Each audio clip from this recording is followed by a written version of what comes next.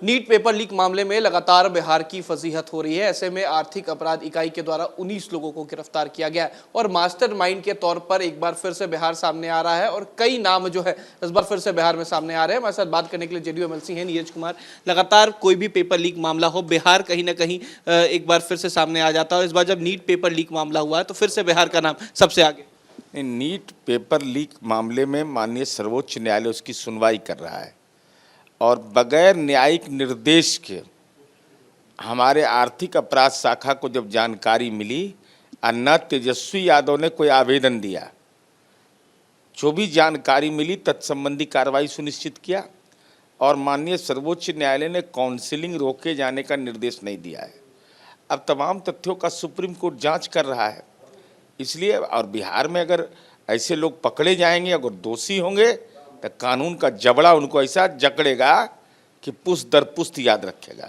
विपक्ष जो है वो लगातार सवाल खड़ा कर रहा है। मुख्य तौर पर तेजस्वी यादव ने कहा, चाहे यूपी में पेपर लीक मामला हो, बिहार में शिक्षक पेपर लीक हो या फिर नीट का मामला हो, जो जिस सरकार में एनडीए और बीजेपी रहती है खासतौर पर वहां पर ये सारे मामले सामने आते हैं। तो नौकरी लेने का श्रेय ले रहे थे उस समय जानकारी नहीं थी इनको। अरे भाई, पेपर लीक का मामला अगर आया तो माननीय सर्वोच्च न्यायालय में विचार चल रहा है। हम तेजस्वी यादव जी से जानना चाहते हैं कि जमानत लेने के लिए कोर्ट जाइएगा और बच्चों के भविष्य के लिए आप इंटरवेनर नहीं बन सकते हैं। कोई उचित वकील का सलाह ले लीजिए। कोई वकील नहीं मिलेगा तो हमसे संपर्क करिएगा, हम दे देंगे आपको वकील भी जो साक्ष्य के अगर आपके पास है तो सुप्रीम कोर्ट में इंटरवेनर बनिए। सवाल बिहार का भी हो जाता है। तेजस्वी यादव ने कहा कि बिहार में अपराध जो है वो लगातार बढ़ रहा है। तमाम जगहों का जिक्र किया, सारण हो या अलग अलग जगह हो, तमाम जगहों पर खासकर ये कहा कि यादव समुदाय को टारगेट किया जा रहा है। जो सारण की घटना, राम अयोध्या प्रसाद यादव और सुनील यादव, इनको मारा कौन? काली राय और जगदीप राय। कौन इनका वंश गोत्र क्या है? अगर जाति को टारगेट किया गया तो किस जाति के अपराधी और गुंडे थे? और उनको गिरफ्तार लालू जी की पुलिस ने किया कि हम लोगों ने गिरफ्तार किया? अब ये सिवान मधुबनी की घटना में शिक्षक आलोक रंजन की हत्या किसने किया? विकास कुमार पिता रामचंद्र यादव ने। तो किसने किया है? अरे भाई, आप कैसा प्रवचन दे रहे हैं?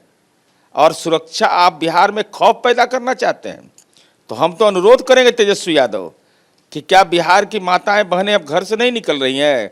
11 बजे दिन में महावीर मंदिर स्टेशन पर का खुल रहा है, लोग मॉर्निंग वॉक के लिए नहीं जा रहे हैं। तो आपसे अनुरोध है कि अगर आपको यह लगता है कि बिहार की जनता अपने भरोसे है तो आप अपना सुरक्षा कर्मी लौटाइए। और राष्ट्रीय जनता दल की समीक्षा बैठक होने वाली है, तमाम विधायकों को कहिए कि सुरक्षा कर्मी लौटाइए। आप रहिए सुरक्षा के घेरे में और दूसरे को कह रहे हैं कि आप भयभीत रहिए और डरे हुए रहिए।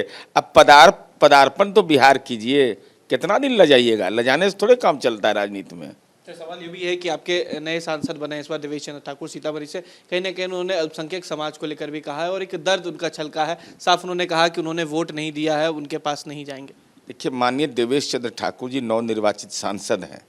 आभार समारोह में उन्होंने अपनी पीड़ा व्यक्त किया कि भाई हम सबके लिए काम करते हैं। और वो लगातार 4 बार स्नातक से एमएलसी रहे, समाज के सारे तबकों का समर्थन हुआ। तो जो आदमी काम करता है उसको अगर वोट कोई नहीं दे, यह जानते हुए कि हमसे ये जुड़ा हुआ व्यक्ति है, हमने इनसे काम लिया है, तो पीड़ा स्वाभाविक है। अब उसका प्रगटीकरण करने का अपना तरीका होता है।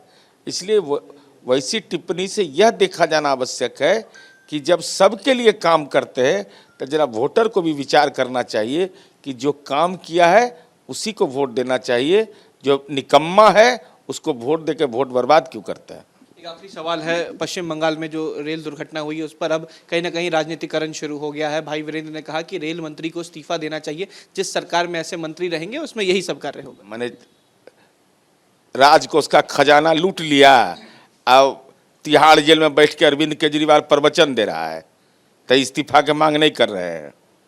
मंत्री जेल के अंदर में है तब नहीं इस्तीफा की मांग कर रहे हैं।